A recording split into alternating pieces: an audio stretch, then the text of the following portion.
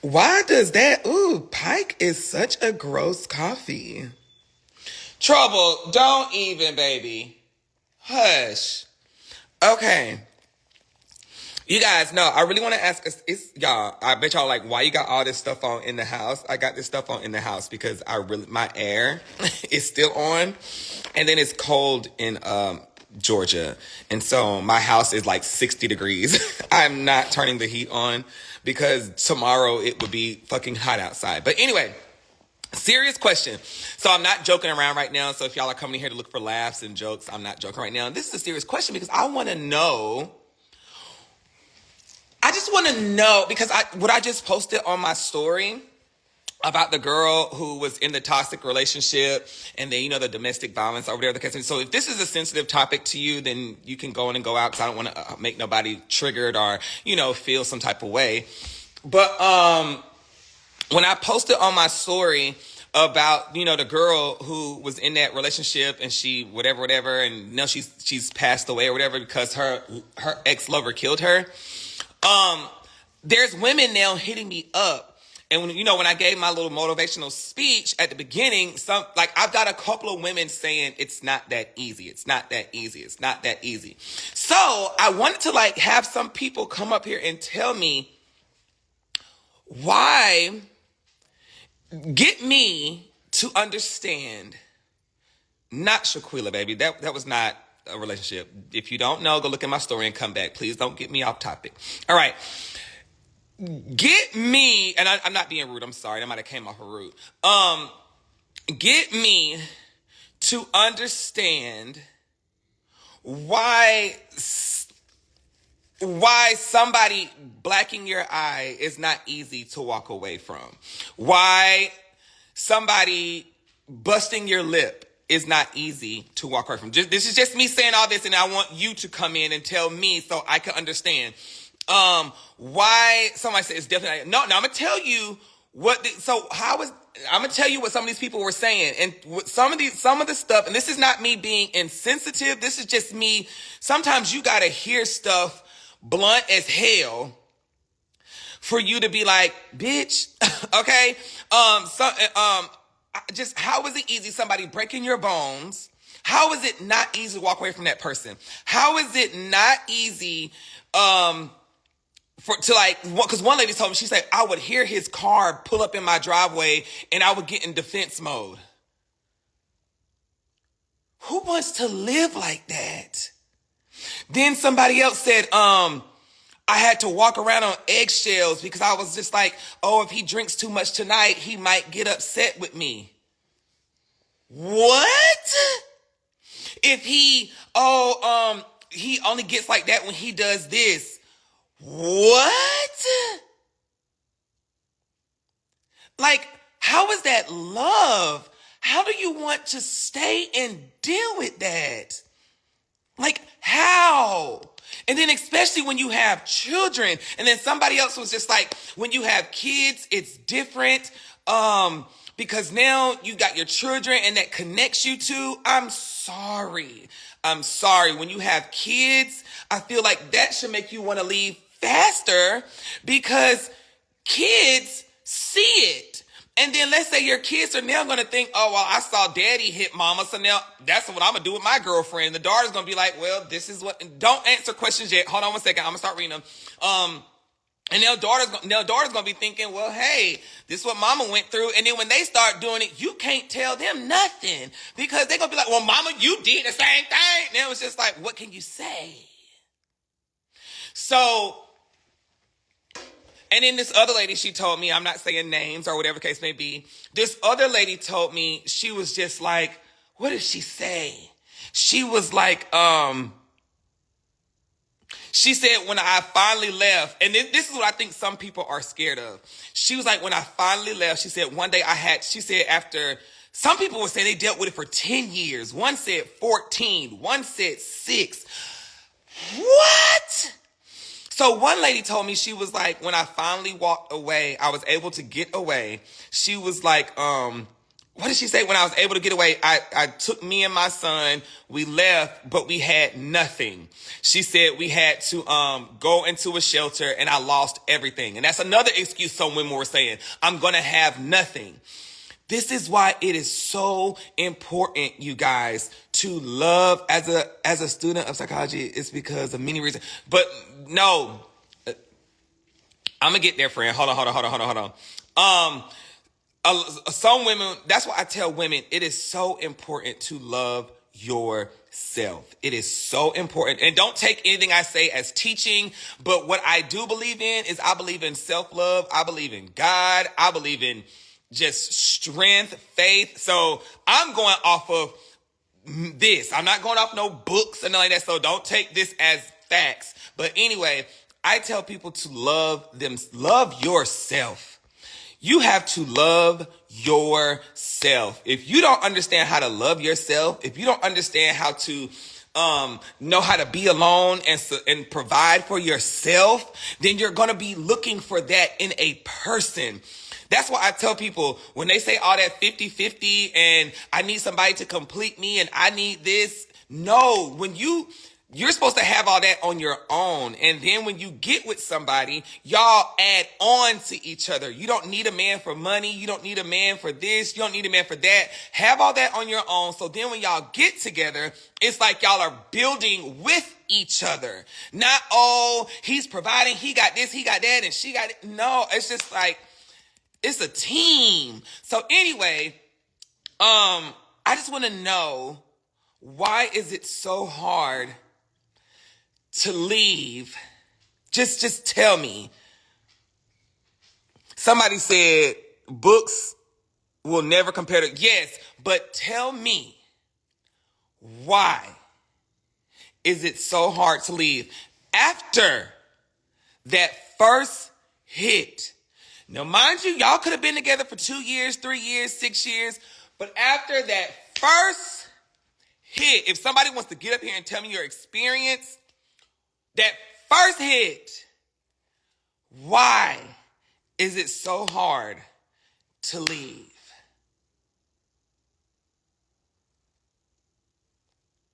Because that first hit, you black my eye or something, I don't know, baby. Scared, wanted to be loved and not wanted to be alone. That's not, you see, those are excuses to me. Dependency, fear. Think it was a fluke and won't happen again. Okay, so then it happens again. What's your next thing? It happens again. So now it happened that one time, right? It happened that one time. 2 weeks later, it happens again. Why don't you leave?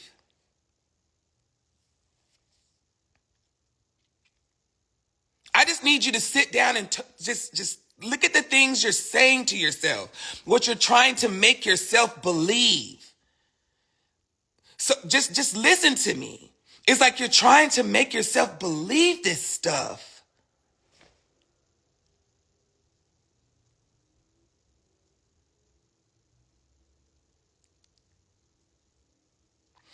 It's different when you're actually in the situation. Baby.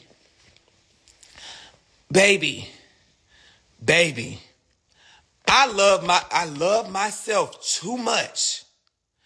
I hear everything y'all are saying is different when you're in the situation, but I love myself too much to let somebody, baby, I love myself too much to let somebody bust my nose, to black my eye.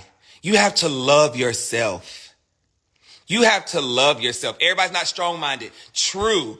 But that's what I'm saying. You have to love yourself. Somebody said it's different. So, well, get up. If you can come up here and talk to me, I want you to raise your hand and come up here and talk to me. I'm trying to understand. Y'all, it's like people like to make excuses.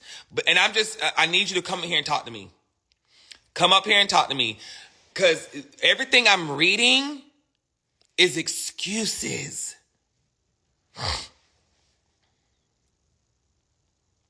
said something she could have, but I'm with you. I would never let, no matter what, love yourself. Not everyone has that self-love. Thank you. And so that's all I want somebody to say. Is that's sometimes you, I can't get you, friend. Sometimes you have, hold on, let me get her. Sometimes you straight, hold on, before she starts talking, hold on. Sometimes you have to tell yourself, I don't have self-love. Because hold on, go ahead, hey, friend. Hey, boo. Okay, have you ever been a part of it, or you just been a speak? What? Mind you, I have had a dude hit me before, but I ain't never stayed with no dude that hit me before. Okay, But and what made you leave?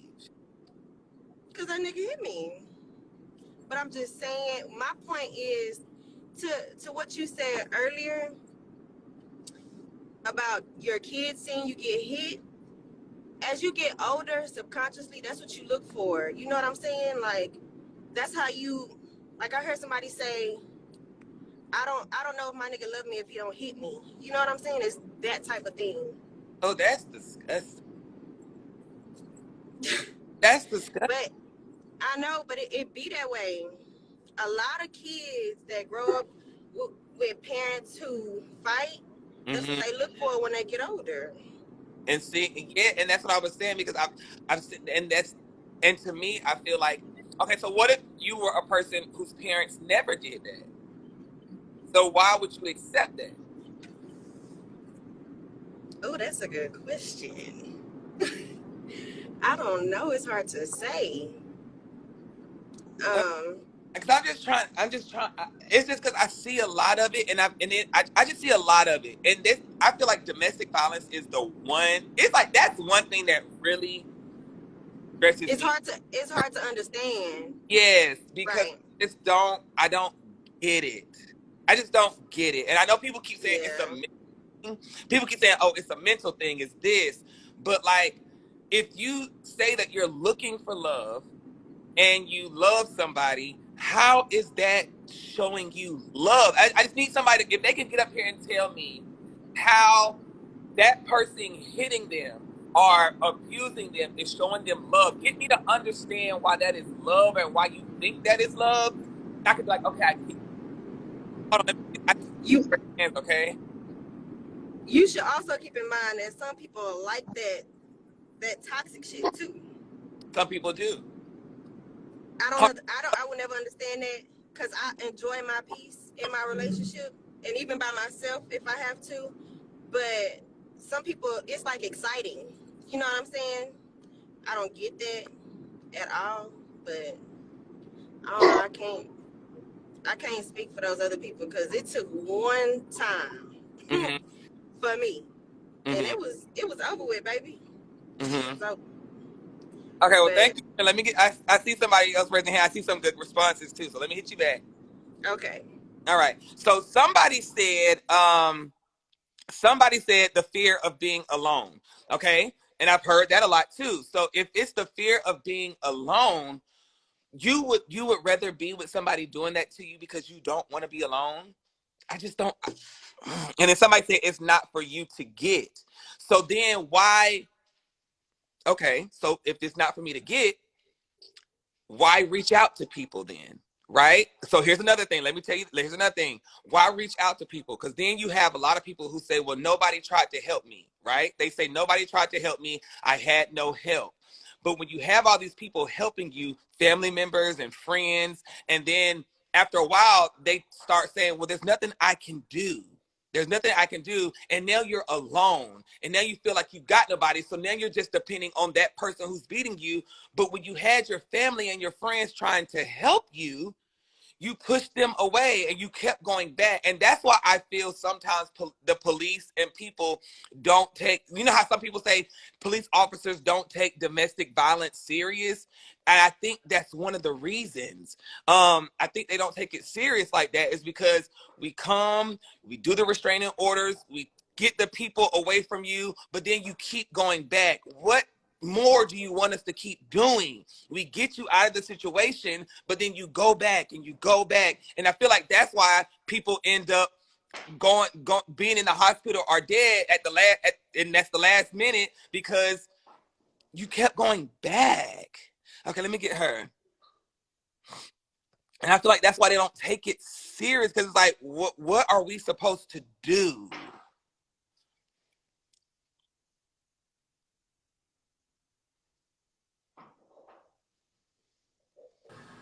Hey. Hello. Okay, so have you been Okay, through it? so Or there's a couple of layers. I'm sorry, have you been through it, or are you just giving your opinion? Both. Okay. Both. Okay. So, I'm kind of like the other girl who, when it turned physical, I was out, but I was young then. Mm-hmm. But I stayed with somebody who was mentally abusing me for a very long time. Mm-hmm. Now that one, I'm sorry, I won't cut you off, but that one I can see that because I've been through that. And here's the thing, Mm-hmm. that's where it starts. Mm-hmm. And see, so a lot of people are like, well, he hit you. Well, why aren't you telling your family and friends? Well, he's already told you your family and friends ain't nothing. This is before I hit you. Mm-hmm. Your family and friends don't love you. He's giving you examples of times that they should have been there and they weren't there. And Mm-hmm. your friends, well, what about that time she didn't call you for your birthday? They don't pick up your kids when they see that you're overwhelmed and all these things. So they're starting to already isolate you That's what. from people. Mm-hmm. So they've already gotten you. Abusers are typically smart when it comes to that. They'll, first of all, they're going to isolate you from your family and friends. Mm-hmm. That's number one, because you don't feel comfortable going to nobody Right. about anything. And then I think the hitting starts. But then also you have to understand, and this is kind of like the issue we find ourselves in with white people. You ever talk to a white person and they just don't understand racism? Mm-hmm. And you're trying to get them to understand that this is real and this happens, but they just don't get it, because I don't do that and I don't go through that. So when you're saying you haven't been abused, understand you're coming from a place of privilege to the person that has been abused. So it Mm-hmm. can come off very insensitive Yeah. when people are like, hey, I don't get it. I know you don't get it, because looking back, I don't get it. Looking Mm-hmm. back, I don't get it. But then you have to understand, not everybody comes from a loving home. So when you weren't loved at home first, Mm-hmm. your view of what love is very skewed. We hit our kids and we tell our kids we love them. We pop Yeah, our children. friend, a friend that is different. That is different That to you, because you know the difference now when you as hear a grown about person. kids, that's when people be thinking, oh, I don't beat my kids. See, when I got spankings, I didn't get beat. I So think I got a little bit of both. But no, see, my spankings came from when I did wrong. Like if somebody said no, it's not. It is different. Because if I made a bad grade, you know what I'm saying? It like, and my mama told me, Zoe, do your work, do this. It was a spanking, and it wasn't like get the belt and she's hit me with the buckle. It was like 3 pops, 5 pops, over with. Or like if I knew to come home at a certain time, and I was like, I'm gonna be rebellious, girl. I'm just gonna do I want that spanking, or I'm gonna go home. I got spankings. I didn't get beat. And see, that's the thing. Some people That, do get beat. I'm not. and Some but people. here's the thing. Okay, so it all comes from a place of trauma. Whippings came from slaves who wanted to get you in line. They whooped grown people and kids. We just grew up and said, oh, we gonna only do it to the kids. Mm-hmm. But it's still a form of trauma. And you want that trauma. First of all, the only reason you spank your kids is because you want trauma to be attached to that action so they won't do that again. You want a connection to be drawn with that action so that they say the next time they go to do it, oh, nigga, no. I don't even want to deal with that. Even though you don't think that as a parent. I got 3 kids. And baby, I'm not going to say I don't whip my kids, because I'd be very hypocritical to say that. But saying that you just because you don't know that's why an action you're doing is why you're doing it, because we don't know our history enough to know that that is why you're doing it. That's the whole reason why whooping and spanking came to be, because we have to make a connection to an action to say to yourself, that's not worth what I'm going to get if I do it. So Mm-hmm. that's the thing. So, but going back, my grandmother was raised in Mississippi. Now, since then, I've been married for 10 years, right? I first got married. My grandma said, you don't talk back to that man. Because we were having a discussion about something. Now, don't talk back. You mean talk back? I'm not a child, right? Mm-hmm. My grandfather broke her arm, broke her nose. Now, to me, my grandfather was a good man. Matter of fact, I was a grandpa's girl. But I couldn't reconcile how he could treat her that way and be the man that I knew him to be, right? Mm-hmm. So when my cousin got in a situation, my grandma said, yeah, he hitting you, but ain't he paying the bills? I said, Granny, you can't, like, that's not a good reason for him to hit you. She raised her daughters that way, right? He may be hitting you, but he doing what he's supposed to be doing. He may be cheating on you, but when you flick the light to go on, it go on. They were raised to believe that this was okay because in Mississippi in 1940 it was. But you pass that stuff down to your children, and then they see it, and this becomes a norm. And I feel like you start feeling like, well, everybody in my family, like my uncles be beating their girlfriends, and my daddy beat his girlfriend, and like it doesn't even enter into your mind because we experience the world through our perspectives, right? And so it's like, I don't see anything else in my purview. I don't see anything else around me. So it's not until you step out of being in those circles that you be like, wait a minute, this doesn't happen. Now, mind you, I live in Iowa. Ain't that many niggas to deal with. You understand? So it's a very small. I had to go to Atlanta before I was shocked that Black people own things, right? Now, mind you, this was last summer. I went to Atlanta last summer and I was like, wait, y'all own the gas station? Y'all own a store? That doesn't happen where I live. And so if you are in your own community of people, it can be very easy to feel like this is just how it is. And as long as he's doing what he's supposed to be doing, as long as he say he's sorry, long as he, a lot of women have an at least man. At least he not doing that. At least he come home. At least he paying the bills. And they can't see that that's, first of all, a generational curse that needs to be broken. And second of all, the love you have for yourself isn't real love. So why do you think that you are going to attract real love from another person? You don't love yourself because you weren't taught how to love yourself correctly. Because a lot of women are taught that loving yourself is selfish. Oh, baby, loving yourself is selfish. Especially Black women. What do you mean love yourself? Who gave you that permission? It's only in the last couple of years that we've done this self-love thing. Mind you, when we were raised, that is selfish. You're not taking into consideration everybody else. Everybody else has to come first. That's the plight of the Black woman. You have to save everybody else. You start to forget about you. Not even just in abusive situations, in everyday life. Just think about when men get in trouble or people get to acting the fool when the presidential election was at stake. Who they run to? They run to Black women. Fix it. We got y'all into this.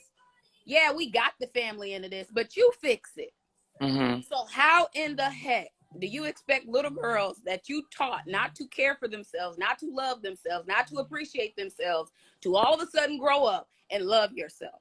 All of a sudden grow up and have love for yourself. That don't work like that.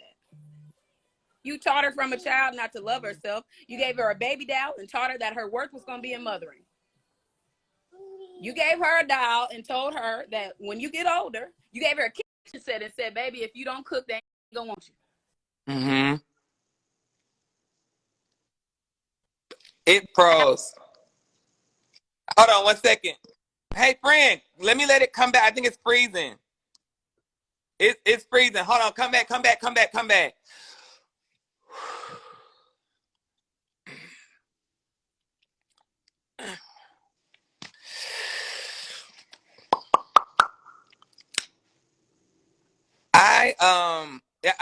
When y'all see her comment again, let me know. This conversation, I'm not trying to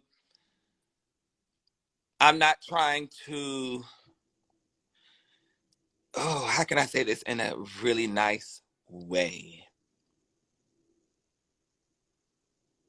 I just really, I see a lot of people agreeing with her, and I'm not saying nobody. I don't want to say it because I don't want to seem like I'm being mean, because I'm really not being mean. I'm listening to everything. I am an empath. I hear everything. I hear what y'all are saying. I just want to say, I just really, oh, don't say it. Don't say it. Someone said everything she said was real and raw.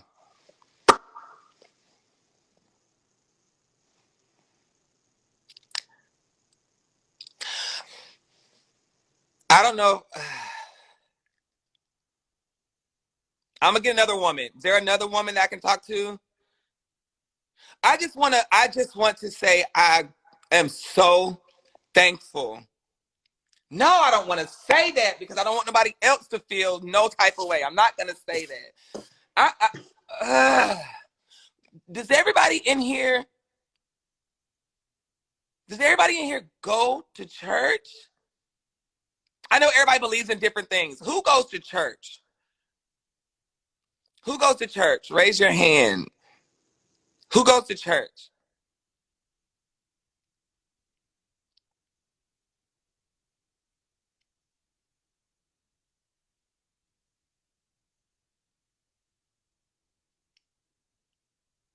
It's going slow.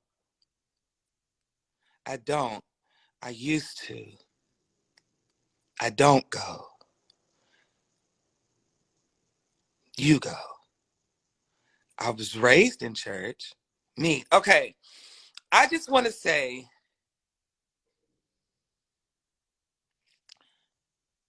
a bunch of traumas. I just want to say I am so thankful for my parents. I am just so thankful for my parents. And I'm probably going to get a little emotional. I'm just so thankful because hearing the stuff that she was saying and seeing how many people agree, I'm just so, so, so, so, so, so thankful for my parents because I couldn't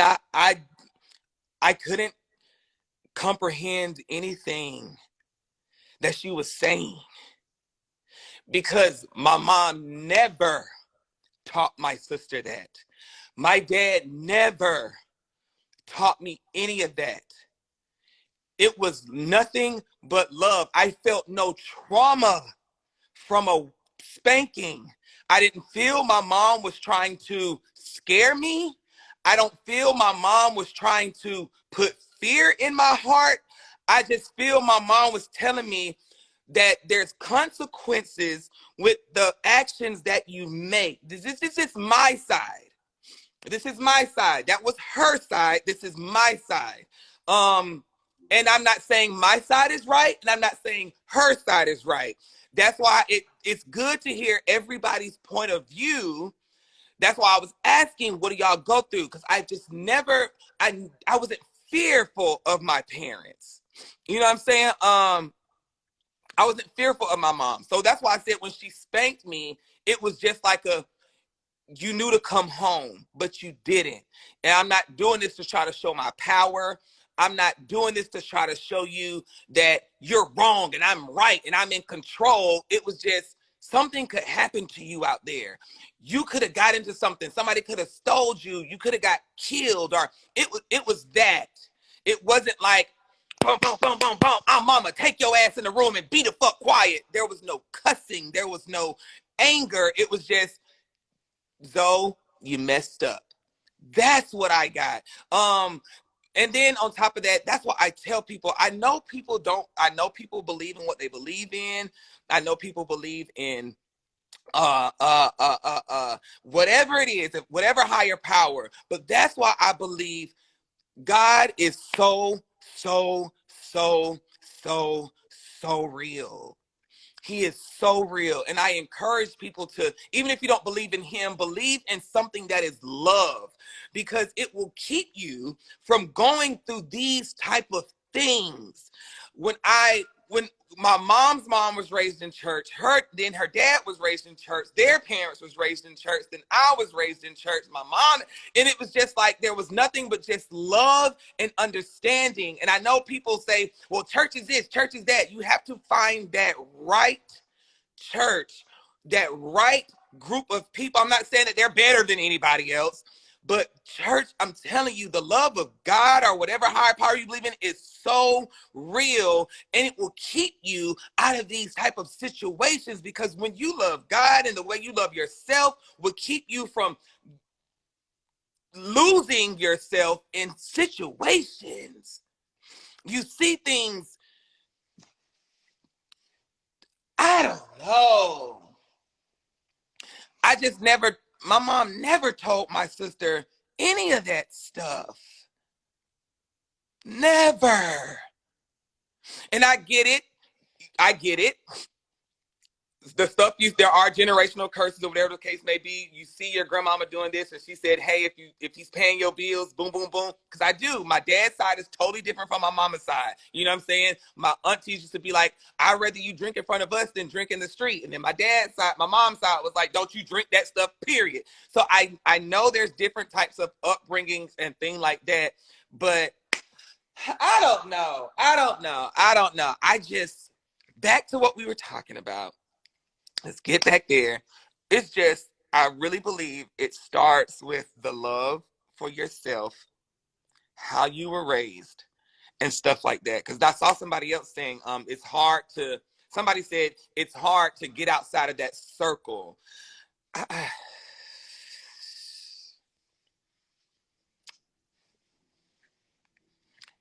Where's another woman? This is really not a laughing matter. I'm just trying to get I want women to understand it's, mm.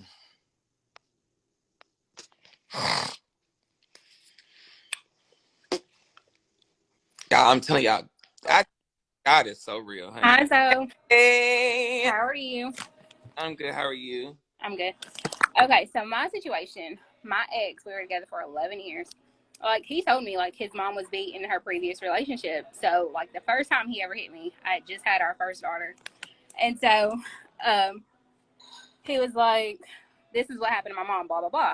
So I was like, I'm not your mom. So I was like, if you hit me again, it's going to be an issue. Because my brothers have always told me if I couldn't defend myself, to, like, pick up something, hit him, cut him. So I went to the kitchen and got a knife. Mm-hmm. Like, I cut him. I didn't hurt him, but he got cut. So this happened for, like, he was physically, mentally, emotionally abusive, all that. So, like, I remember we were at home. We had moved, got a new house or whatever. And he got mad because I found out he was cheating. I was probably 7 months pregnant with our third child this time. Mm-hmm. And his mom was like, it's okay. And I was like, it's not okay. Like, my family was upset because I left. Like, why should I stay in that situation? Mm-hmm. They're like, he's a good man. He takes care of his kids, da-da-da. Okay, mm-hmm. So what? So, like, I prayed. I remember praying, I asked God, show me, like, where I'm going to be in the next 5 years. And I remember, like, our last fight, I pulled out a gun. Like, I bought him a gun. And I pulled the gun out. And I was like, if you put your hands on me again, I promise you I will kill you. So, like, he left to de-escalate the situation. But, like, he came back and he was like, that could never happen again. I was like, I know. So the next morning he woke up and started an argument. So I just told my kids, grab whatever you can. We're leaving. And my mom was so mad that I left. Like, I've never understood that. So I applaud women who get through it, but there's not a lot of women who get through it. So I don't know. What made you stay that long? Because we had kids. Okay. We had kids and... Oh, you said you had kids, right? What part of you having kids was like, I gotta stay and deal with this? I don't know. I was weak. Like, I was young. I was weak. So I felt like that was just... So don't say it was because of your kids. No. It said. Yeah. I was weak at the time, but I thank God for giving me the strength to leave because I had suicidal thoughts. I couldn't take it no more. It was a mess. Oh. Like, did you feel he loved you, or did you just... No, because, like... Okay, I want to word it all right. So you said it was the kids, and then I'm like, okay, so you said you didn't love you.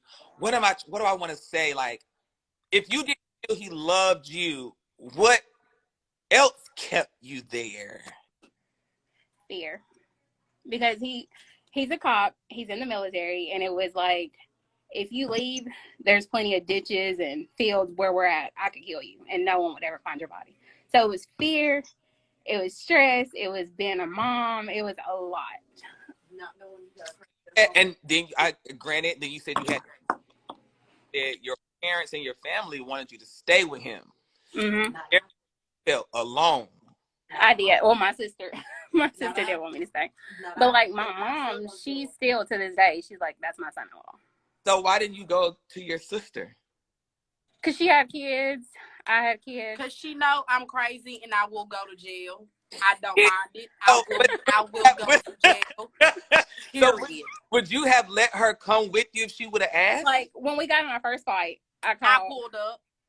Like we was 30 So minutes why? away. And you got out of it then when you pulled up. Why did you go back and you saw you had love from her? Because it was like he would change his ways for a little bit and then it all start over again. He would change his ways for a little bit and then it start all over again. So, You knew it was gonna start back over again. I did. Like I said, I was young, dumb, just in love. In lust. No, yes, that was not love, friend. Somebody said period, sis.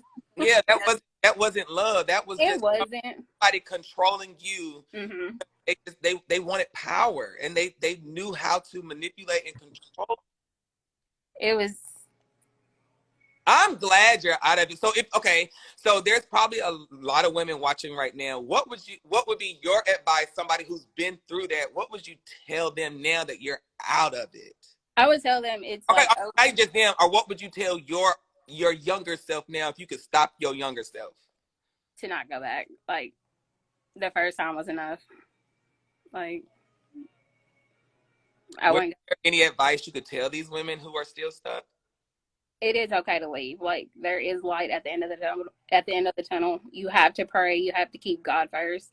Like if you had kids, I was scared to leave, but there's only so much a person can take. So it's okay to fight. start over from the bottom. Right. Like you gotta find yourself first. You, like you said, you gotta love you first. You have to love yourself because if I didn't love myself, like he made me feel my lowest. So I was like, you know what? No one wants me, but now I have a man. My kids are straight. So it's always get better when you leave. Does he? Hmm.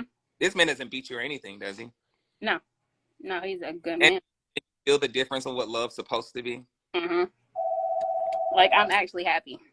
Yeah, because like this man could have made you almost lose your freedom because you pulled a gun on him. And let's say if you would have shot him, then your life is gone over somebody who didn't love you. Right. Well, all right, but let me get some more women, child. Thank you, girl. Thank you. Bye. All right, you guys. We're gonna find somebody else.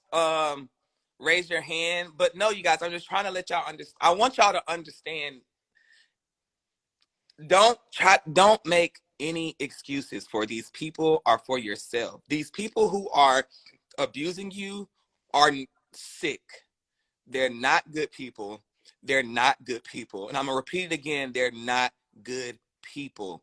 Somebody that can verbally make you feel isolated from your family, who makes you feel alone, who makes you feel worthless of a person, they're not good people. And then once they do that, and then they got control and make you feel like all you got is them, and then they start hitting you, they're not good people. And like she said, it is okay to walk away. It is okay. Hold on. Whew.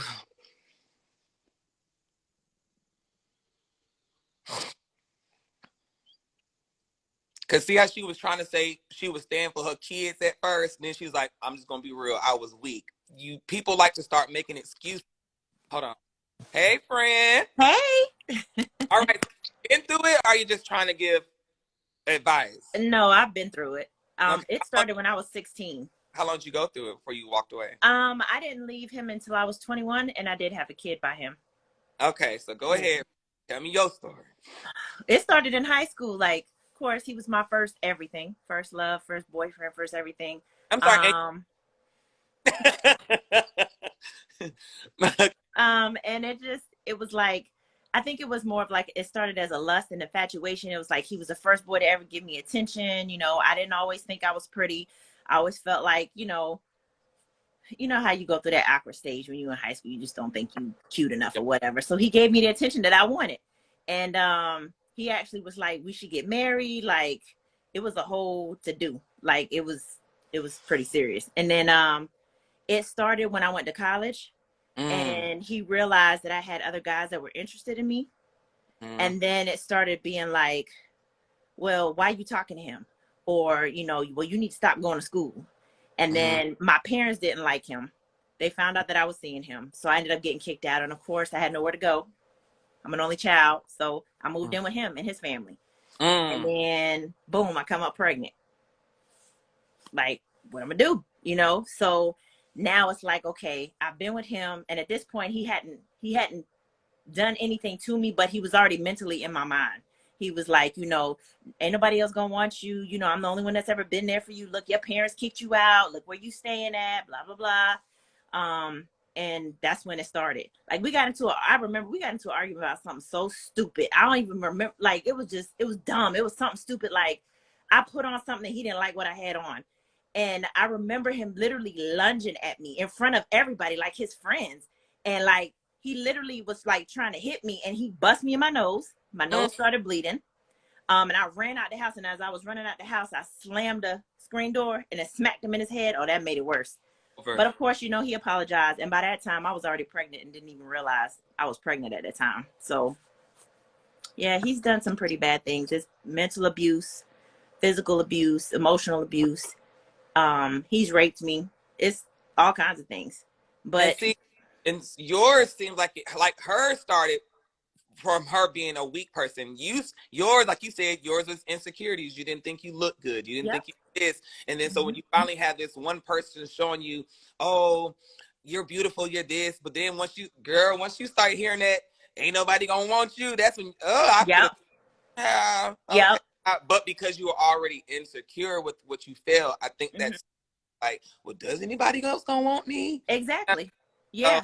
They get in your head, and once they get in your head, get off of your weakness. Them people feed off your weakness, but then I feel like, so after that first hit, what did you think?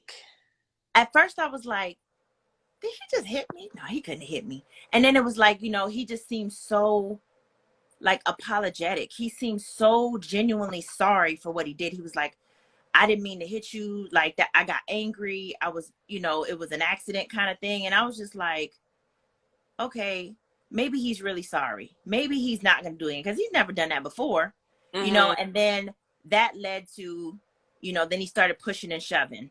And then eventually it just got worse. And as my pregnancy went on, the abuse got worse. And then he would be out with his friends smoking and drinking. He would come home. And horrible. It would be horrible. I never forget the one night I was asleep. Literally, Zoe, when I tell you I was asleep, I was drooling sleep, like, drool come out my mouth sleep. He comes in there and he's just like, where have you been? And I'm like, this nigga is lost his mind. Like, what are you talking about? He literally drugged me out of the bed and proceeded to whoop my ass. I was like 8 months pregnant. And only thing I could think about in my mind was, you need to protect your baby. Because if he hits you in your stomach, you're going to lose this child. That's all I could think about. Like, if I'm being honest, I'm so like amazed that my child even survived all of that. Honestly. I mean, and even after I left, he broke into my apartment.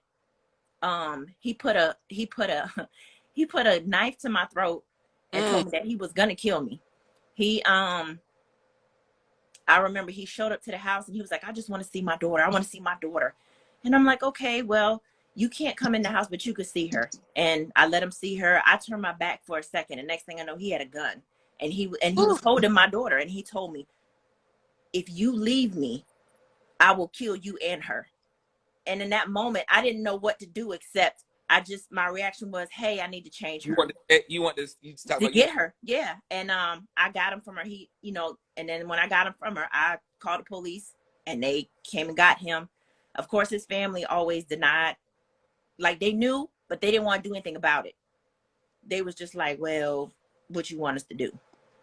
And I wasn't speaking to my parents at the time. So it was pretty bad.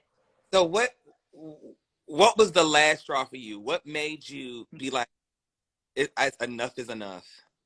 My girlfriend came to see me and she wanted to go to the store. And she Mm-hmm. said, hey, come on, let's go. I said, okay. I got dressed. When I tell you I didn't have on nothing crazy, nothing fancy, I literally had on a t-shirt, some jeans. I had my hair in a ponytail. And I came downstairs and he was like, where the F you think you going? And I'm like, I'm finna go to the store with my girl. And he's like, no, you're not. She looked at him and was like, we going to the store. We'll be back. And Right. he was like, no, y'all not going nowhere. She didn't ask me could she go anywhere. And I just turned and I looked at her. And in that moment, I knew he was about to start his crap. And I said, listen, just go. You go to the store. I'll see you later. She Mm-hmm. was like, no, I'm not doing this with you. No, you going to the store, get your stuff. We going to the store. And she's like, we'll be back.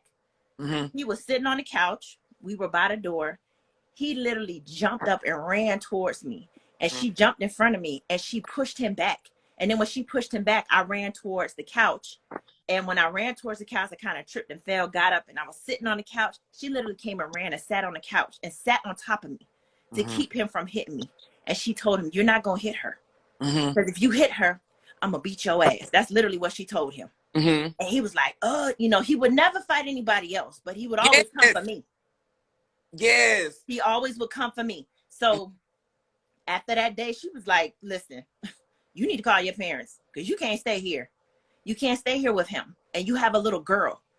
What are you showing her? So I had to, get my little feelings and get my guts together. And I had to call my parents. And I remember my dad pulling up and he just looked at me and he was like, get your stuff. Let's go. And after that, that was kind of it. Like I was lucky and blessed enough to actually have my parents come around at some point and take me out of the situation.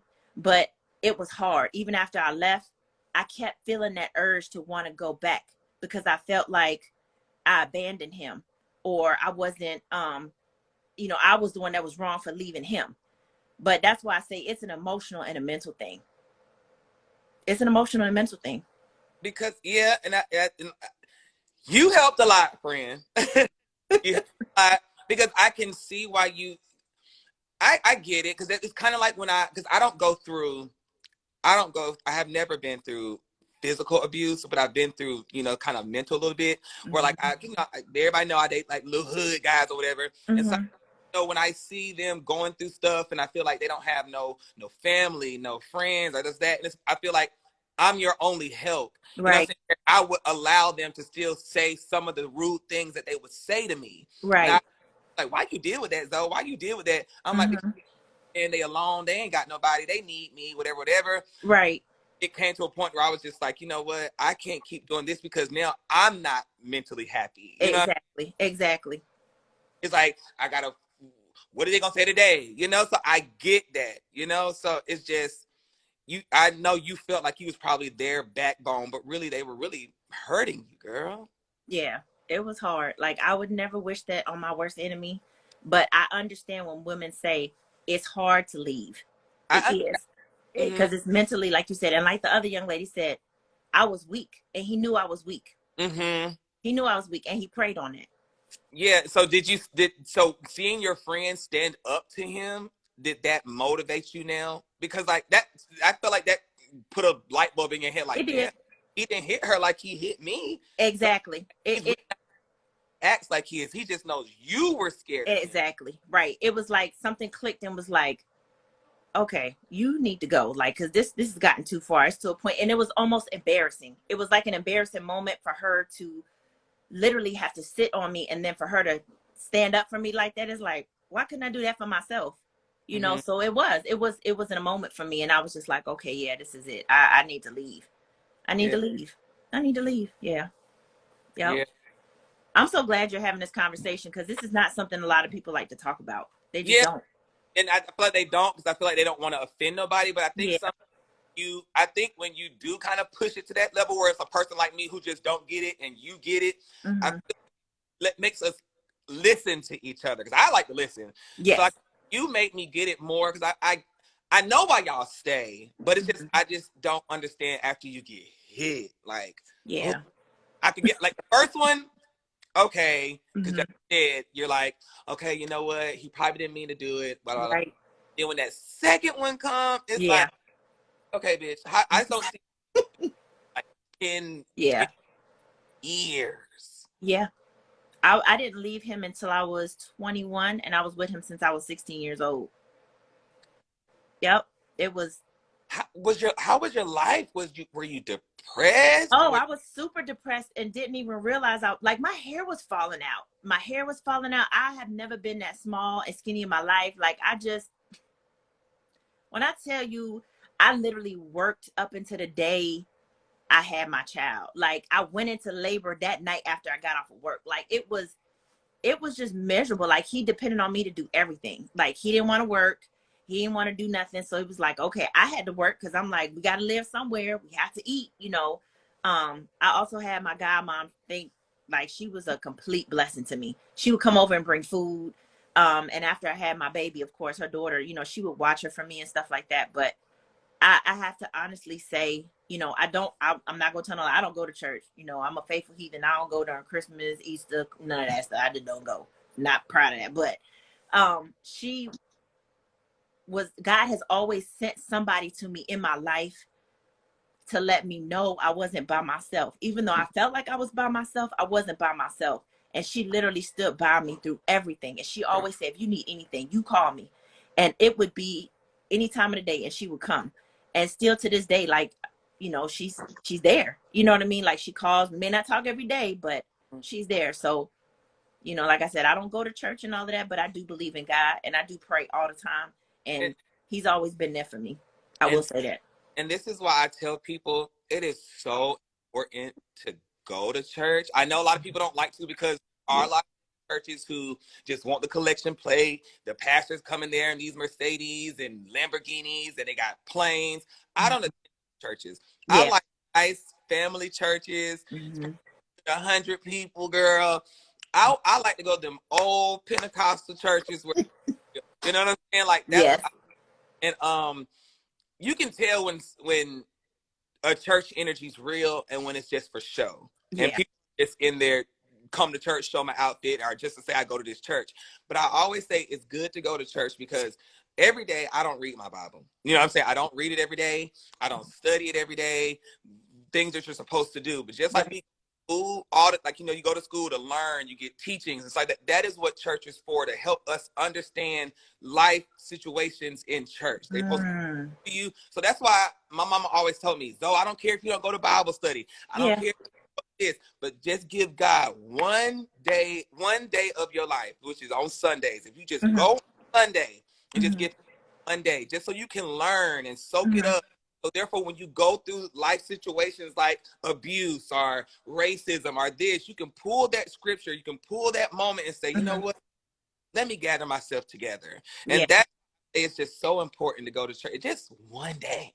We do everything else. We can go to the club. We can go to the parties. We can go to cookouts. But just one day to just give them praise. You're so right. I wish more people explained it like you did versus trying to force it on you all the time. Like, oh God, if you don't go to church, you know.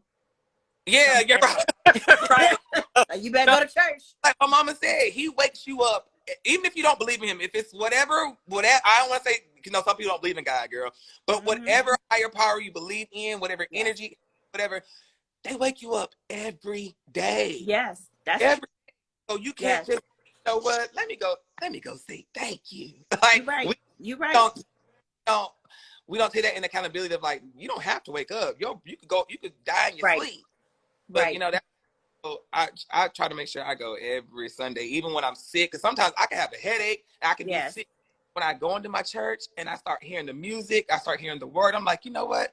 My headache is gone, child. And I be good, girl. All right. I want to thank you so much for telling your story. What would you tell a lady or your younger self that is going through this situation? What would you say?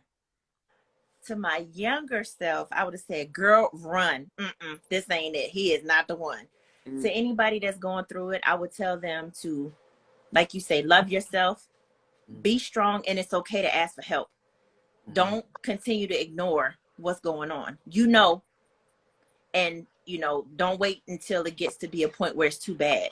You know what I mean? Like, just, there's resources out there. There are people out there, and don't be ashamed to, you know, tell anybody like what's going on. Cause sometimes a lot of that has to, you know, it's a lot of that too. You might be ashamed of like, oh God, I can't believe somebody hitting on me, but don't be ashamed. Like, reach out and, you know what I'm saying, get the help that you might need, but don't be scared. You can do it. Anybody can do it. Don't be scared. Be strong. Thank you. Girl. All right. Love you. Thank you. Bye-bye. Uh-huh. Bye. Bye, boo. All right, you got let me I'm gonna get one more person. But look, y'all, that last thing she said was so good. Do not be, yes, I was just gonna say it, friend. Do not be ashamed. Do not be embarrassed. Don't think less of yourself. Don't think you're weird, because I think that's what a lot of people think. I think people be like, oh, I don't want to tell nobody because they're gonna judge me because I got beat, or they gonna talk about me. Fuck it, girl. Go get your help, because you're not the only person going through that. So like she said, do not be ashamed. Oh my God, I'm glad she said that, because one, it is not your fault. It is not your fault for being loving. It is not your fault for trying to help somebody become a better person. It is not your fault because this man, this asshole is beating you. It is not your fault. None of this is your fault. It's not your fault that you saw your parents getting beat or whatever. It's not your fault because you was raised in this type of lifestyle. It's not your fault. But you have the ability to change what you go through. Okay, you have the ability to change your life, to change that cycle. You have the ability to do all of that. So, baby, stand up for yourself. Ooh, I'm sorry, y'all. I love women, men too. Men, y'all go through the same shit, but I love women so much. I just really, really, really do. And I don't want y'all to feel like you have to go through this for somebody. You don't. There is love out there. It is out there. It may not seem like it, but it's out there. Let me get one more person. I'm gonna get up off here because I don't make y'all cry today. We ain't gonna be here. Hey, Brandy girl. One more person, and we can get up out of here. Yes. Let's see. Let's see. One person, raise your hand if you've been through it and you just want to, vent to your fellow people. Again, thank y'all so much. Because I just want other women to know it's that you're not alone. And I feel like a lot of people feel like they're alone and they're going through this by themselves. And I just want to let you know that you're not alone. There's many women who are going through this. And it's okay. But baby, it's time to wake up. Okay. Let's get friend right here.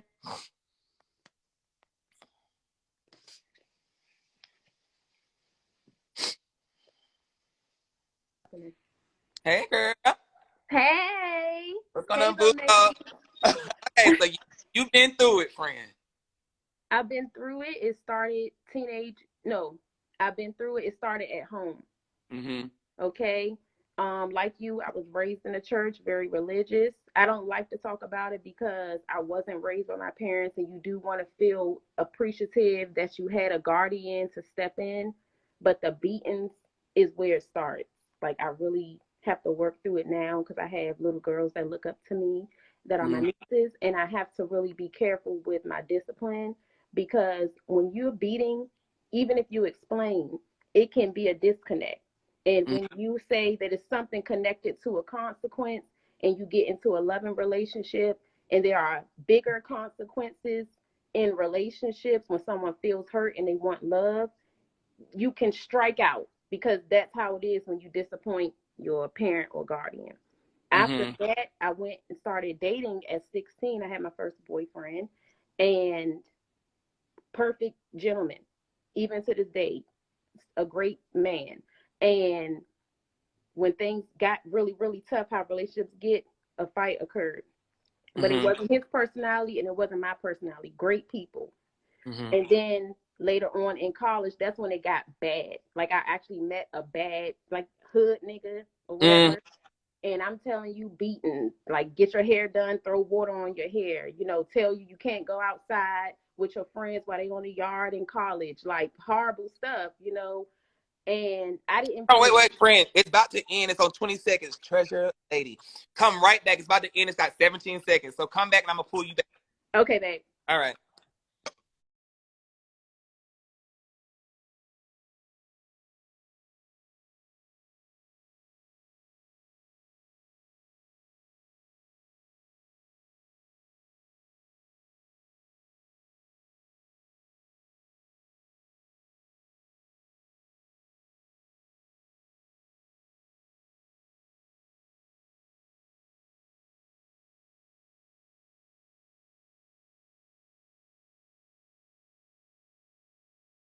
Spank your children, right? How is your spanking? Because, like she said, sometimes the spanking can like, how's your spanking? Because I'm saying, my mama didn't spank me every time. Sometimes it was like go to your room, or it was like something like that. It wasn't like everything I did I got a whooping or a spanking. You got to be careful what you say, because whooping, spanking, beating. How was your spanking? Because how was your spanking? Because my spankings just didn't traumatize me. I think it depends on how often your parents spanked you and how did they spank you. You know what I'm saying? I think where did she go? It was something lady. I got warnings first. Yeah, I got like the warnings, and then if I kept being disobedient, then I would get the spanking. But it wasn't like, oh, there she goes. There she goes. Hold on, here go my friend. Let me ask her right quick. There she go. Okay, yeah. Mm-mm. Okay, so see, how was yours? Okay, There's a so difference. See, I feel like the one you're talking about is the one that does create trauma. See, I didn't get that kind. First, I would get like, you know, my mom used to pinch your ear first, and pinch your ear and twist it. Go sit down somewhere, or the thump to the forehead. And then when they saw that those weren't doing nothing, it was like, okay, you finna get a spanking. And then it was like a 5-pop with a switch, or a 5-pop with a belt, like boom, boom, boom, boom, boom. Go sit down. You know what I'm saying? But it wasn't like boom, boom, boom, boom. You get on my nerve. You shut up. No, I didn't get those. I got like it was like a 5, and then you go sit your ass down. no. So when you go to kindergarten, I think you like 5 years old, Mm-hmm. and that was the first time I played out how I was being treated. So I was on the bus and I was with my friends, and we were good 5-year-olds, and so we were playing around, but I pulled his pants down and beat him, right? But Mm-hmm. obviously, as a 5-year-old, you're doing that because that's what someone's doing to you. Later Mm-hmm. on, at around 10 years old, you know, I just remember hating my guardian. Number one, I had lost my mom at 10 years old to crack Mm-hmm. cocaine. Okay. And now I'm stuck in a place where I know they're going to beat me with a belt. I've gotten beaten with switches to where I'm rolling off the bed and they're following me with the switch, beating me down on the ground. See, that's beating. That's beating. Yeah, I didn't get. See, that's why I tell people that's why I tell people when they talk about spankings and stuff, you have to word it right. That is Mhm. beating. Yeah. I got spankings, like a quick little spanking. It was a correction. Like a It wasn't a correction. beat. A correction is like, okay, straighten up. Attention, soldier. No, I'm talking about go and get me a switch, 2 of them at a See, I had time, to get wept switches. down my leg. Yeah, I got switches, but like I said, it was no more than like 5, like boom, boom, boom, and it wasn't like with their full force. It wasn't like no pull it all the way back, bah, put on that. Nah, it was just like a, you know what I'm saying, like a Yeah. go sit down. It was like that. No, I Like I remember said, I being didn't beat. fear my mama. I didn't fear her. Just like I was Yeah. I remember. okay. I was like, here, that's okay. So get back. Okay, now that we got the beating and spanking out the way, you were getting beatings, and so now that's what caused your trauma. All right, to So get when to your I would be man, girl. Yeah, so when I would be in a relationship, I noticed like if I didn't get the response that I wanted, then I would strike out. If they didn't get the response they wanted, I've been struck out against before. Now I don't date guys that as a way to save myself, I don't date guys that call me the B word, hoe, and things like that. Like, I don't talk to guys that take me like that. I really talk to guys, you know, you got a job, you got something going for you, like you have a head on your shoulder, you know. I even see if they even can, I do dumb stuff like see if you can add up a math problem that I used to struggle with or something, just to see, like, are you somebody that thinks, you know?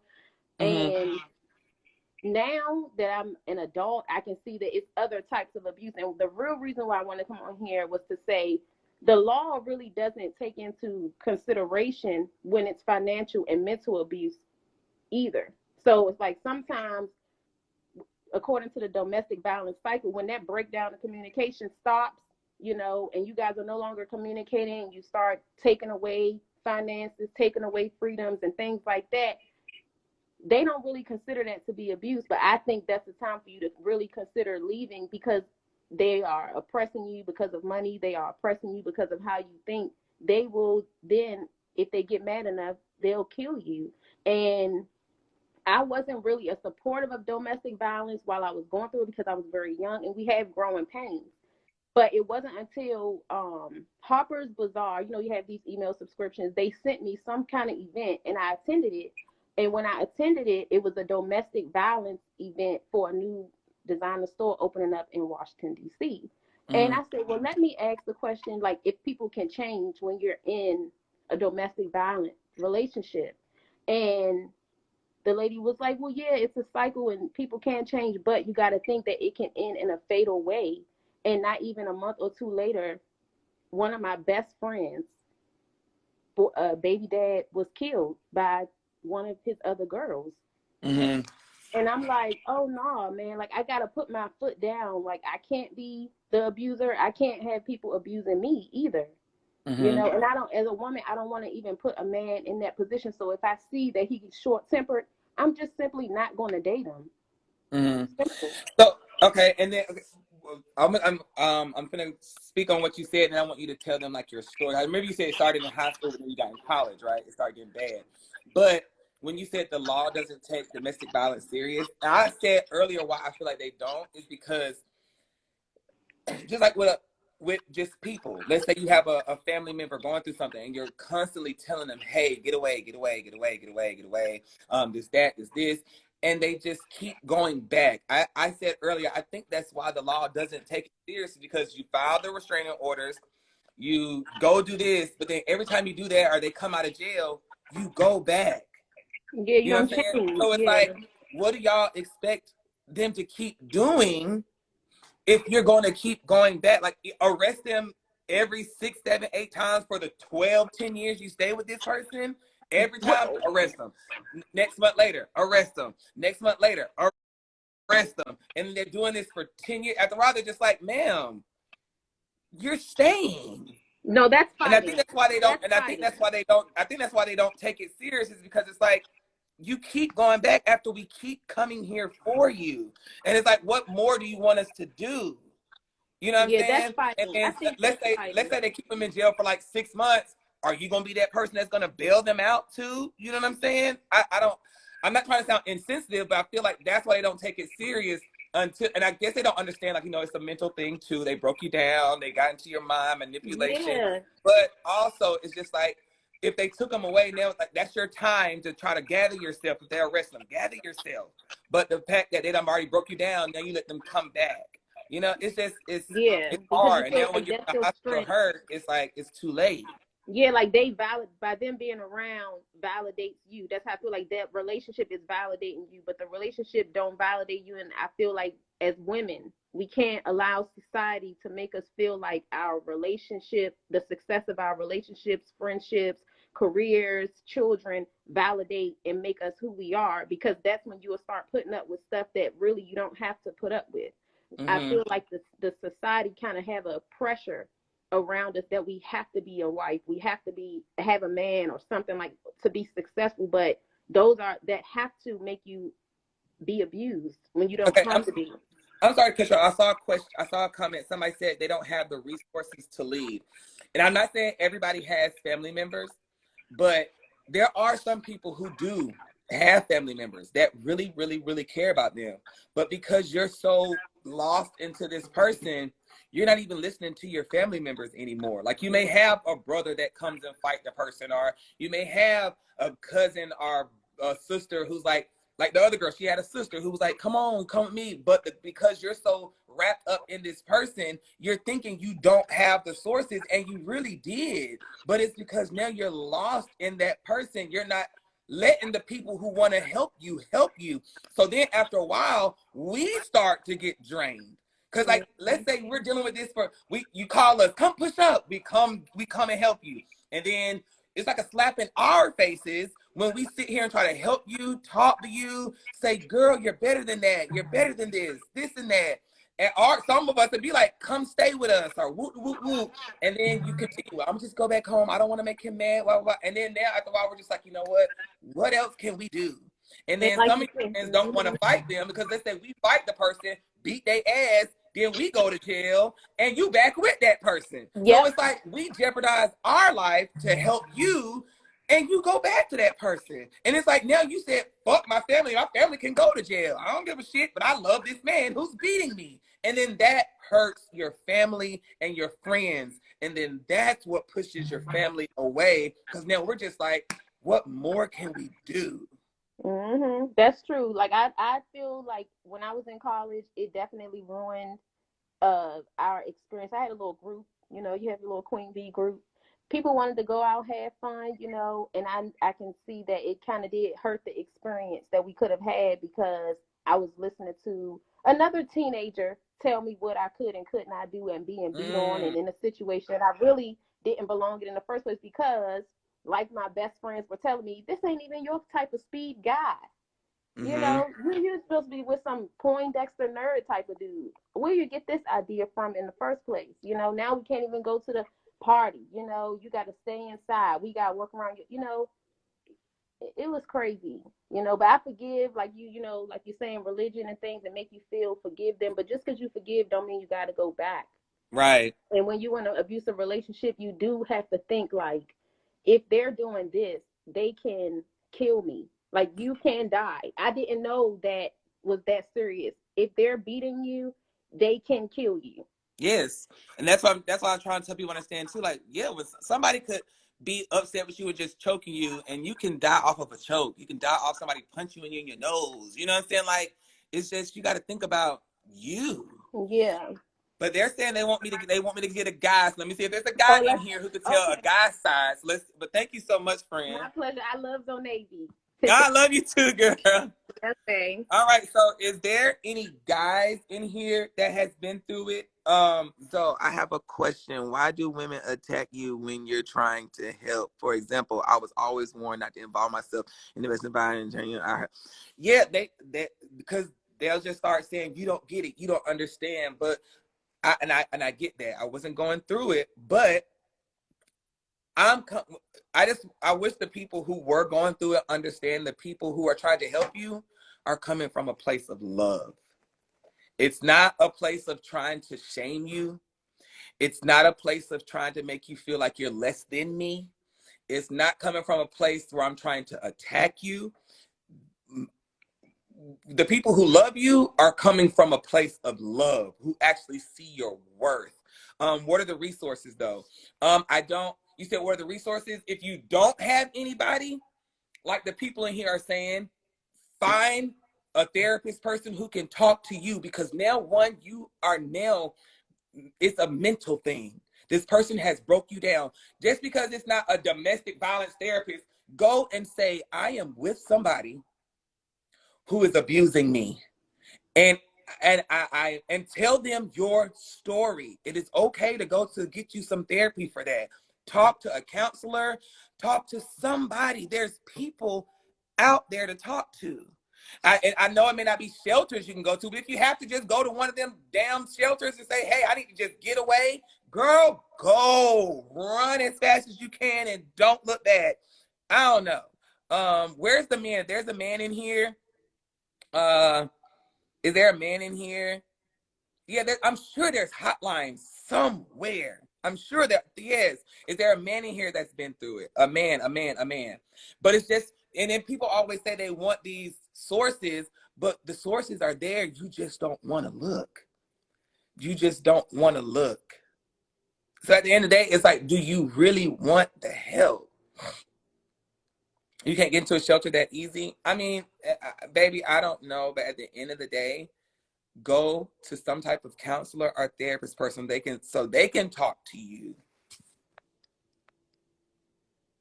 If you don't want to talk to a family member or a friend, there's always something out there. They don't want to help. And I just told you why sometimes people don't help is because they know that person's just gonna go. I don't know. It's just hard. That's why I tell people, please love yourself. Once you learn, this is all I can say. Once you learn how to really, honestly, and truly love yourself, you will not accept anything less. Love yourself. Love yourself. Because the way you treat yourself is you will not let nobody treat you that way. You look cold. My house is freaking 60 degrees. I don't have my air on. Is there a guy? Somebody said there's so many sources. Is there any guys? Because I'm about to get off in a second. Is there any guys? Any guys? Any guys? Any guys? Any guys? At the end of the day, I love you all. And again, like the lady said, do not feel ashamed. Please do not feel ashamed. Do not feel ashamed. Do not feel ashamed. Do not feel ashamed. Yes. For anybody who's never been through it, if you're going through verbal abuse, that's when you need to go. I think he said he has. And don't be lying, friend. We're being serious right now. When you start getting that verbal abuse and you see that your man is trying to isolate you, go. Hello? Hey, Hey, so you've been through domestic violence with your lover? yes. When did yours start and how long did you stay? I stayed for like 6 months, but it's only because I had a deep love for this person. But Mm-hmm. it was just like one of those things. It's like you can't. I don't know. It's like you want to leave, but then it's like you don't because you didn't put so much into the relationship. I've heard that too. But I just feel like I don't know. I just feel like if it's that toxic, you have to leave. Mm-hmm. Because if you stay in it, it's just you. It's gonna get deeper. You're gonna get deeper into the relationship, and it's just not gonna be well. So when you say you put so much into the relationship, you mean like just spending like quality time and just what did you put into that relationship that made you be like, I have to deal with somebody hitting me? Like everything, it's just like how long y'all been together, Mm-hmm. the goods, the bads, it's everything. So it's like once you look back on all that shit that you've been through, it's just like, damn, like, do I really want to let this relationship go? But if you have to get to that point to where it's like you getting beat on, it's just overwhelming. But I Mm-hmm. don't know. I left before it just got too bad. But it's just Mm-hmm. like you got that one time to put your hands on me, and that's it. Mm-hmm. Whew, somebody saying that soul ties. I hear that too. But after a while, that soul, baby, I think that physical abuse will overpower soul tie to me. Somebody said just being comfortable. Hmm. Do you think you got comfortable in those six Yeah, I'm months? probably Like, you know what? comfortable. I'm going through it. I'd rather go through it with this person and go through it with somebody else. Have you had that feeling? Wait, what did you say? I was reading a comment. Have you had that feeling where, like, it's like, I might as well just keep going through it with this person instead of starting over with somebody else? Yep, it's been that too. It was Mm-hmm. definitely that. But Mm-hmm. it's just like, I don't know. Like, because if you're going to take that from somebody else, it's like, you might as well just take the person you've been with. Mm-hmm. Oh, somebody said they got their teeth knocked out, their hair pulled. You said what? I was reading a comment that said somebody got their teeth knocked out, their hair pulled. Where's this person? Let me pull them up. The official Brian, It's a guy? I think so. I'm Okay, hold sure. on. Let me pull them up right quick, okay? Okay. Okay, thank you, friend. All right. Let me see. How do I get you up here, Brian? Hold on, Brian. Brian said, I got my tooth knocked out, hair pulled, 3 apartments gone, and a felony charge due to this person. Is this the guy? Jesus Christ. Because I saw one lady, she DM'd me. She said she lost her apartment and everything, and now they're in a shelter. and she was like, that's what made her stay, is because she didn't have anything. She didn't want to lose stuff. Hey, Brian. Hey, how's it going? It's going good. So were you in a LGBT relationship or straight, like a, Yes, the LGBTQ relationship. okay. And initially like I mean, it was all cool and fine, but then after a while, like when he first came into the house, he started breaking stuff in my house. I found that as first red flag. But even after that, like I stayed with him because I know, like, all right, one, he was going through something himself or whatever with family issues. So I'm calling myself trying to help him out or whatever the case may be. And then after that, even helping him or whatever the case may be, like he started pulling my hair out and like fighting me. So then I kicked him out or whatever, called the cops. However, started feeling sorry for him again, then went back to him. But what, hold on. Um, Why did you feel sorry for him? because he was telling me all these stories about how he was, being molested at his house, and it was like trauma bonding. You ever heard of trauma bonding? So Mm-hmm. I was kind of So like both of y'all were relating running to off of each him, other. yeah, because I've been through a lot of trauma bonding growing up, like being through foster care, being molested, stuff like that. Um, so it's a touchy topic, but Mm-hmm. yeah, so after that, even trauma bonding with him, or whatever the case might be, he was telling me these things. He started to make his past more like his present, and it's just started going on and on and on. And all his trauma, he was reflecting it on me.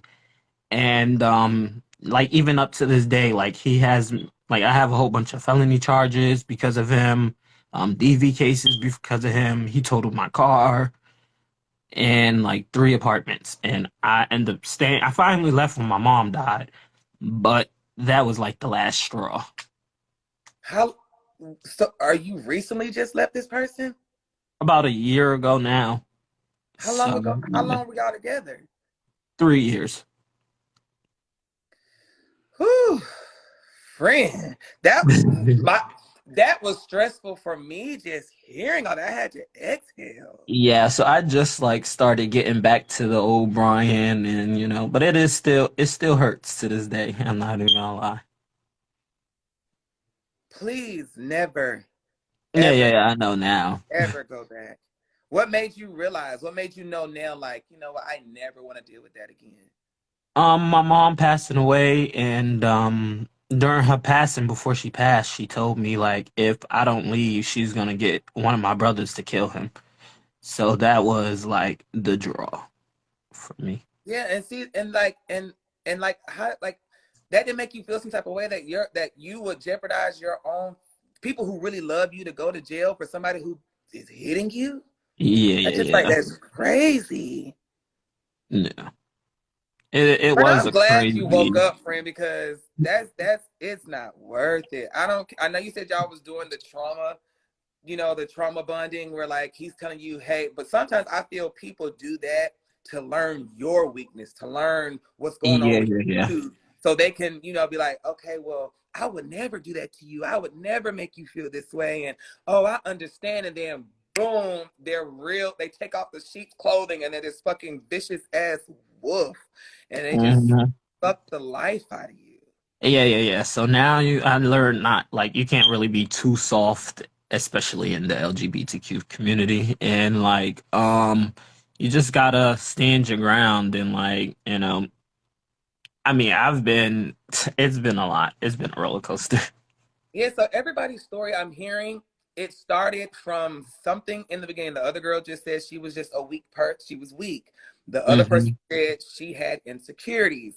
Um, Another person said she saw it with the family members. Off of sorry.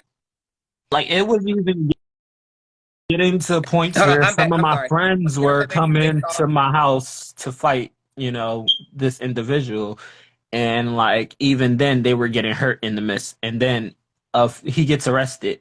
And then later down the line, I'm ending up back with him, just based off of, oh, I need you, oh, I'm struggling, da da da. Like So why didn't you?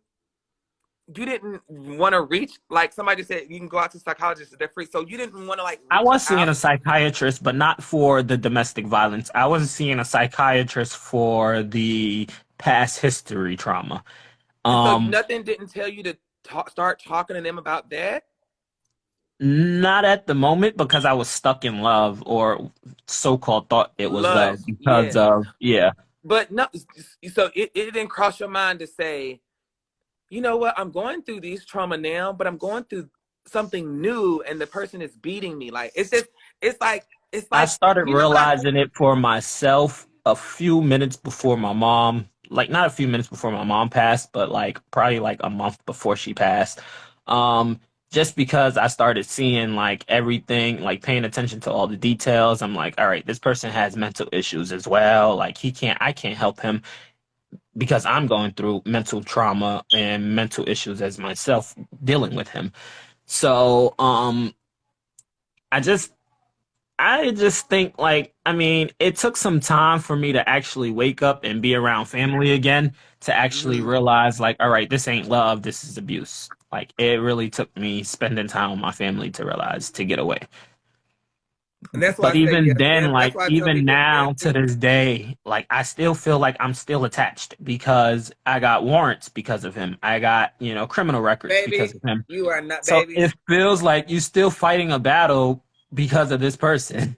No, Even though I'm baby. away from that person, it's like, Baby, it's you're no, you're fighting. not. It's okay. Those are just choices you decided to. No, don't even try to stay. Don't keep him out of your life. Those are just choices you made, and now it's just time for you to clean up what you messed up and keep it going, baby. Okay? So, Yeah. yeah, he ain't attached to you, child. He is gone, and that should be gone too. But what would you tell somebody? Because I'm getting ready to go to my battery. My battery's about to die. But what would you tell somebody now that is going through it, that you feel that they need to hear? I think, just like you said, see a psychiatrist, try to get away, hang out with friends, spend some alone time by yourself to do a self-evaluation on your own self. Mhm. Well, all right. Thank you, friend. No problem. Hmm. Okay, so what was I gonna say? Oh, I was gonna say this. You guys, I just listening to people, I want to say this. Stop protecting your abuser. Because it seems like y'all are protecting them. But who's protecting you? You know what I'm saying? You're not even protecting yourself, but y'all are wanting to protect these people. Oh, I don't want him to go to jail, or I don't want him to feel alone, or I don't want him to feel like I betrayed him, or I don't want him to feel like this. Stop protecting them. You're putting more love into this person than you're putting into your own self. And it's oh, I don't know. Stop protecting them. Okay. Um Again, I just want to let y'all know you're not the problem. I got to keep reinforcing that. You're not the problem. You're not wrong. You're not bad. We're not judging you. I'm not judging you. I'm doing this to try to get you to understand how freaking amazing you are.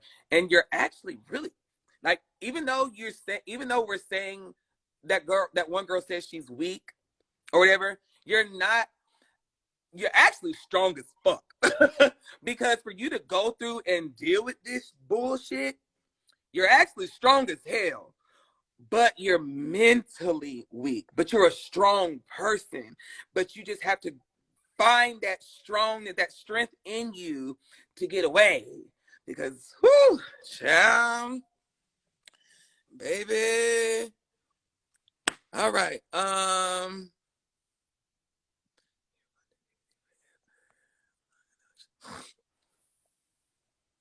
Okay, let me see if a person shows you who they are. But yes, I do say that. But some people say, like I get it. I get the soul ties, I get the love, I get all of that. But I just want people to understand it's not worth staying. None of that is worth staying. None of that is worth saying.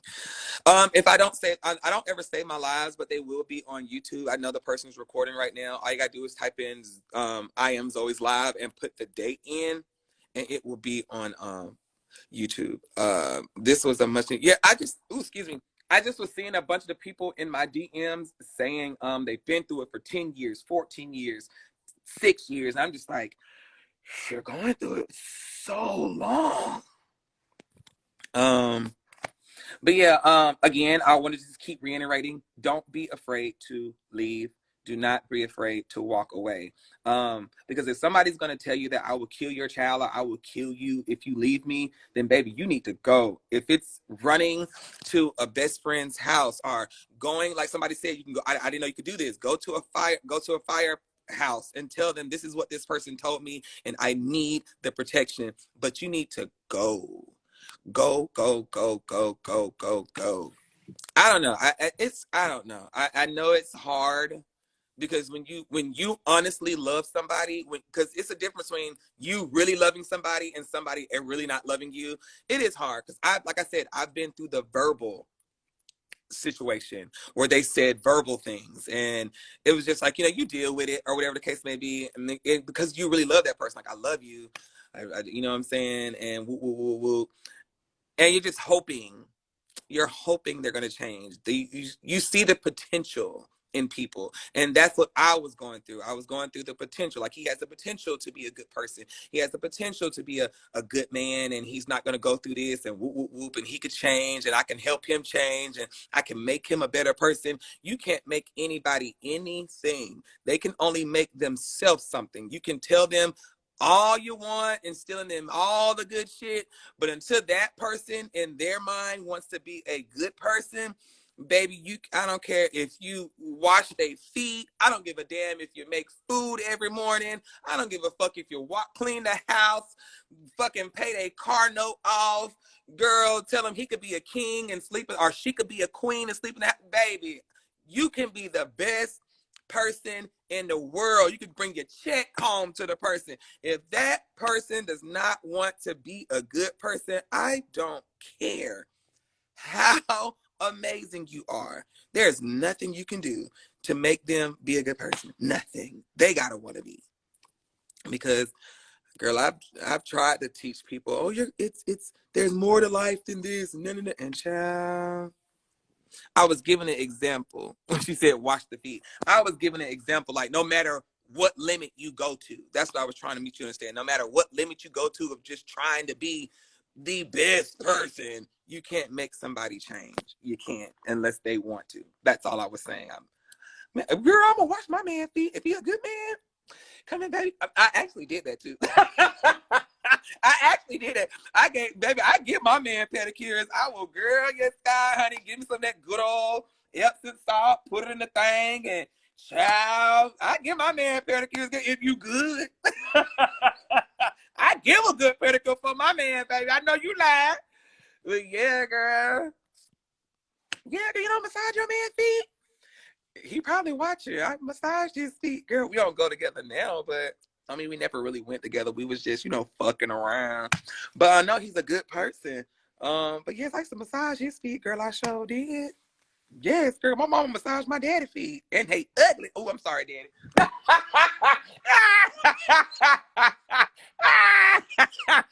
But yeah, no. My mama massaged my daddy's feet. Yeah. I just saw a lot of love growing up. I saw a lot of love. And so that's why I saw a lot of love growing up. But yeah, like I said, I still have my same biological mom and dad from when I feel like it just started out of nowhere. I still got my same biological mom and dad. They've been together for like years, 40 something freaking years. I've never seen him hit her or anything. The only thing they've ever probably argued about was why you didn't cook dinner. You know what I'm saying? Like, why you didn't cook? I'm hungry. But he could cook too, child. So you can play both sides. You gotta love your You gotta love or hate your kids. It's so important. Um, but yeah, so even if y'all were, you know, I know some people didn't see love growing up. Some people didn't, you know, because some people like nowadays, a lot of parents are really, really, really busy. A lot of parents are busy going to work. So you didn't get that undivided attention or that hug or that kiss or that conversation when you were going through something. So now when you finally meet somebody who is making you believe, oh, I'm listening to you, I love you, you can confide in me, and all of a sudden they start hurting you, it's just like, wait a minute, you said you loved me, I never had nobody. You know what I'm saying? Like, you were the first person to teach me love, you were the first person to teach me, you know, compassion. And it's just like, and it's kind of like, I guess it's like a disappointment that this person would do this to you, but then you still stay. I get it. But baby, it comes a time where you got to say enough is enough. But yeah, but you gotta that's why it's always good to just, even if you didn't get it at home, always surround yourself. It's charging. Always surround yourself around positive people. So when something negative comes in your life, you know when it doesn't feel right.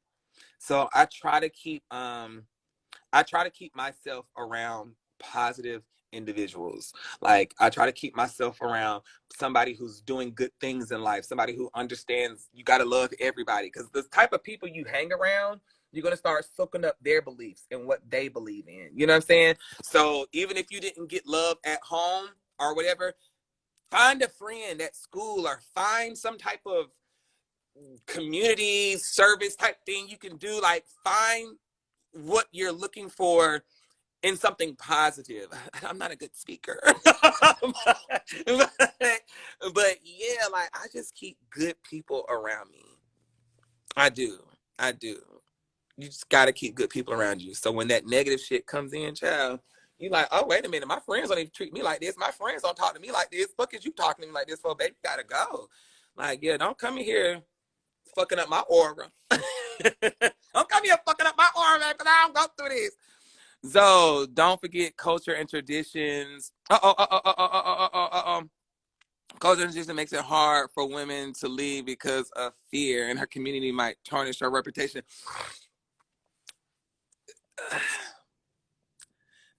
Let me just tell you this. I hear y'all saying that.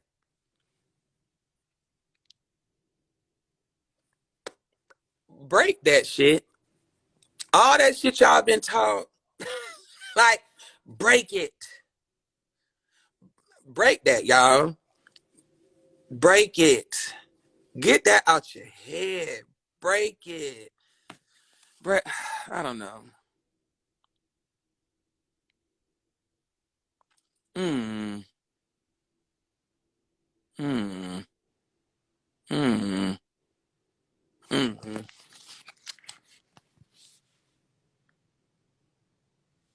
Hmm.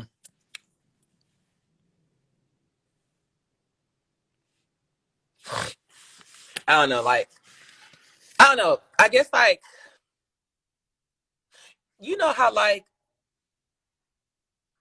just find positive people. Find positive people. Find positive people. Find positive people. Find a teacher, something. I guess the reason I'm saying that is because, like, my mom and dad, they didn't have the money. Like, they weren't rich. They were not rich. They weren't rich. They weren't child. They were not rich. Okay. My dad had to quit college to go help out. Like, they were not rich. They were not rich. Okay. They had nothing. But the one thing my parents always told me, I want you to be better than me. That's all they said. I want you to be better than me. Okay. And that's why I said it's just good to have a good family background. If you don't have that, there's find a teacher, find somebody that can speak power and light into you. So they just kept saying, Zoe, we want y'all to have more than what we had. We want you to be better than us. Just be the best you. And so I didn't like school. I didn't make the best fucking grade. Yeah, that's why I tell people church is I just love God, okay? God, that's the number one thing. But anyway, I didn't like school. You know what I'm saying? I didn't like school. I didn't make the best grades. Maybe I had A's, B's, and high C's, child. And I knew I didn't want to go to college. But anyway, but I was like, I'm going to be something. I'm going to be something. I didn't know what the fuck it was. I'm gonna be something. And I just bust my ass. And now, child, my house is more than my parents in them house. You know what I'm saying? And it's just like, it's a blessing. And that makes your parents happy. Like, if you ain't got jealous parents. My parents just like, I'm so proud of you. You know what I'm saying? Like, they're proud of me. And it's just, I'm telling y'all, it's, if you do not have anybody in your corner, go to a church. Go to a church. Go to a church. Because that feeling that you get from, like, just for me, the feeling that you get from knowing that there's, even if you can't see God, but the feeling that you get knowing that at the end of all of this BS crap we go through in life, that there's everlasting love, there's unconditional, it's just, I don't know. I like when I talk about God, see, I'm smiling now. When I talk about God, when I talk about like his goodness, when I talk about the power, when I talk about what he's done for me, I just get some type of feeling like, even if I don't know if he's real or not, you know how some people, you start looking at the internet, you start hearing all that scientific shit, but I know where my faith lies. I know, even if I don't know, but the fact that when I do believe in him, good shit happened to me. Okay? Good shit happened to me. So sorry, I'm cussing talking about you, but good stuff happens to me every time I talk good about God, or if I pray, or if I believe, if I manifest, if I do this, baby, good stuff happens. And it has kept me out of a lot of things. It's kept me out of a lot of things. So if you do not have a friend, I promise you, I just say this, and I'm gonna end it on this, because it just came in my head. I think God telling me to talk to y'all, child. God is telling me to talk to somebody. You know how you can feel something and it comes over you? I'm going to say this. I'm going to leave it at that, because I feel like this is going to be the best thing for me to just say and get it off. Let me see if I say it right. If anybody in here right now is going through something, okay? If you're going through something, it could be financially, it could be domestic violence, it could be self-love, it could be a family issue, it could be anything. Whatever you are going through right now, I just asked that when we got this live, I just want you to go into like a closet, and I just want you to just let it out. Let it all out. Let whatever it is that is holding you down, that is like being a burden onto your life, let it out. Just let it out in that moment, because God will answer you and he will talk to you when you are vulnerable. When you are at your weakest, your lowest, that's when he really comes and talks to you. But you need to believe it. So whatever it is you're going through right now in your life, I'm asking you, and this is me being so for real, go in there and you let it go. When you give it to him, you let it go and you believe. And when you are vulnerable and you are at your last, and I promise you, he is going to show up, and he's going to show up right on time. And I am being so serious. There's been a lot of times I've been through some stuff, and I just feel like, how am I going to get out of this? How am I going to find my way? And you just be like, God, I don't know. I don't know what it is. I don't know what you're going to do. And I promise you, he will get you out of it. My voice got a little but he'll get you out of it. I promise you. So I'm gonna leave it at that. I love you guys so much. I love you. I love you. I love you. I love you. I'm so glad we were able to talk about this. If you are going through anything, women, physically, get away, okay? Get away. Don't be ashamed to talk to somebody about it, and just know that you are worth it and you're meant to be here and not be going through that craziness that you think is love, okay? I love y'all so much. Have a good day and be awesome. Okay.